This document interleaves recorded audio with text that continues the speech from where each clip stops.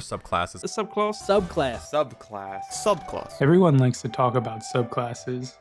I'm not talking about workshops on how to make a hoagie or a particular class that may be more submissive. I'm talking about an alternate way to play a certain class. The crazy straws of the world.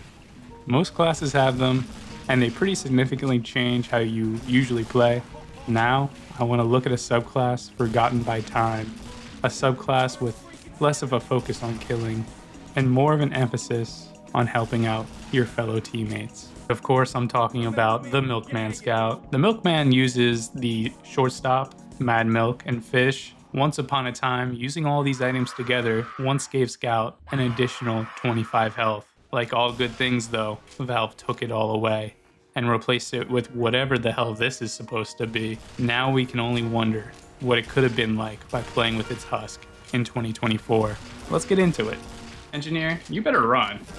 You better run, buddy. I don't know who you're fucking with.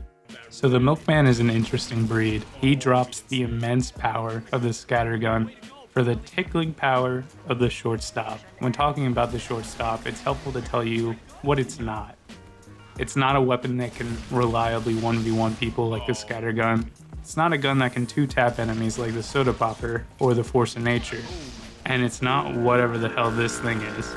It's essentially 4 pistols gorilla glued together, where the other shotguns have a pretty wide bullet spread. The Shortstop is super tight. Come on. Oh my god, I missed everything. Every shot, ooh, hello. This means 2 things. 1, I miss a lot of my shots because I'm bad.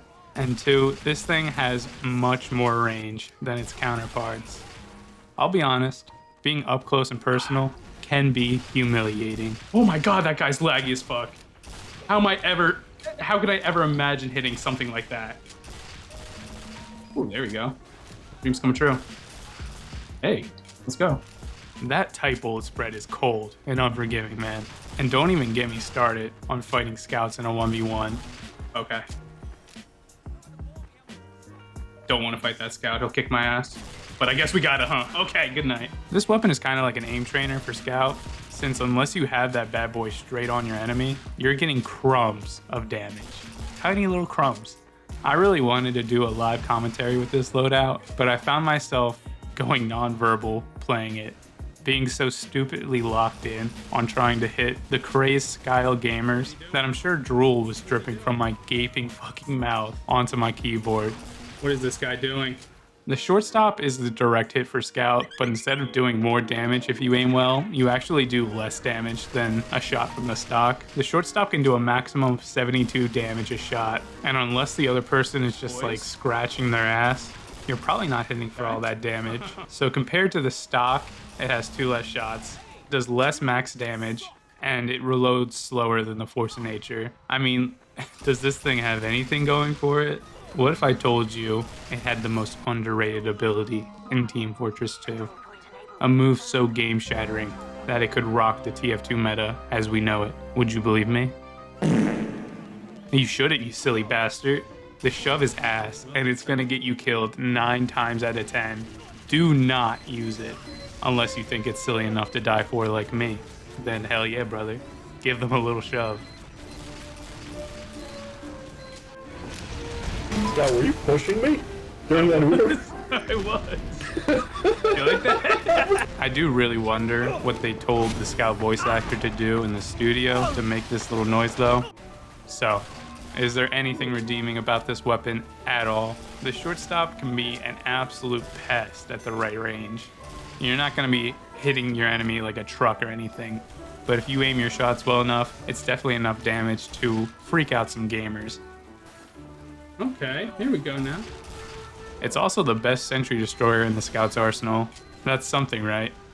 Right? Well, listen, this little subclass isn't a big damage dealer, but like a prime Rajon Rondo, this loadout is all about dishing out assists.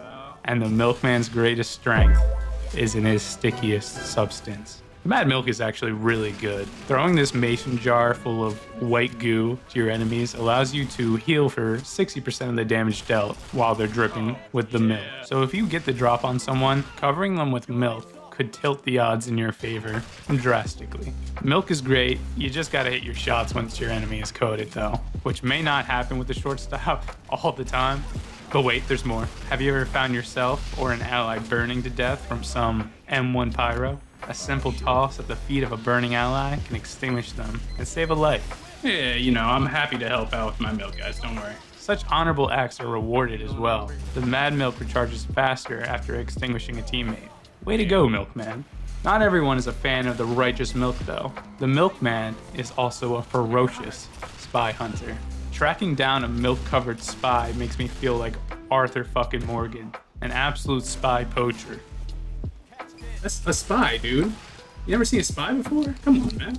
So all this is well and good, but let's talk real quick about the biggest perk of the milk. Hitting multiple enemies with a jar of milk during a team fight can nearly ensure a win. Listen, I might be missing my shots, but I know the Heavy or the M1 Pyro on my team isn't gonna miss. The Mad Milk gives you so many assists. I'd have multiple dominations even though I may have only killed the person like once. And then there's the jiggly, sticky cherry on top of this strange Scout Sundae. Maybe the most iconic melee in the entire game. Of course, it's the fish. The fish is a straight upgrade from stock since the fish slap counter can tell you if a spy is using the dead ringer or not. It's also just a straight upgrade since you get to beat someone to death with a fish. Can't believe I got away with that. And that's why TF2 is a timeless classic. The yeah. fish has jiggle physics and sounds as slippery as it looks. When I stink and miss all of my shots, you know what time it is. There is no greater honor than dying with a fish in your hands, my friends. So that's basically the Scout subclass that Valve took from us. I mean, obviously it's still in the game, but I feel like that plus 25 health really gave this loadout an identity. Yeah, good luck with that, pal. The Milkman sticks with his team rather than stalking the flanks, and he provides support with the Mad Milk while peppering the other team from afar. That extra 25 health could allow the Scout to take a little more risk. And maybe I'm being short-sighted, but I can't really see how a 150 Scout with only the Shortstop for damage could be busted. But Valve, like they always do, took it all away. Now we're just left with a loadout that is worth less than the sum of their parts. If you're interested in playing a loadout lost to time, pick up the Milkman, or you can play a real game like NBA Streets Volume 2. Oh shit! It's NBA Streets Volume 2, baby! Yeah! Come on, come and get this fucking work. Hey! Get that shit out of here. This man cannot fucking guard me. He can't guard me. Oh my god, get out of the way. You're a little fucking boy! Little baby boy. Don't jump with me. Ref! God, do you believe in miracles? Look at him move! Oh my god, not the passing too. His bag is too deep. It's too deep. My god, when will you learn?